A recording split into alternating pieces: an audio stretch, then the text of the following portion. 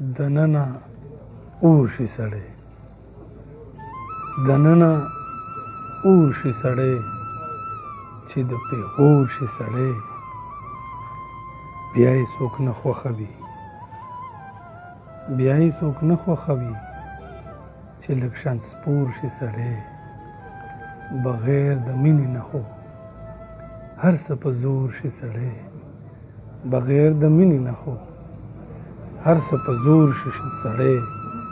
د چا خو واوري که نه، د چا خو ورور شي سړی، د چا خو واوري که نه، د چا خو ورور شي سړی، ستا په خبرو خاکي ایله کور شي سړی، ستا په خبرو خاکي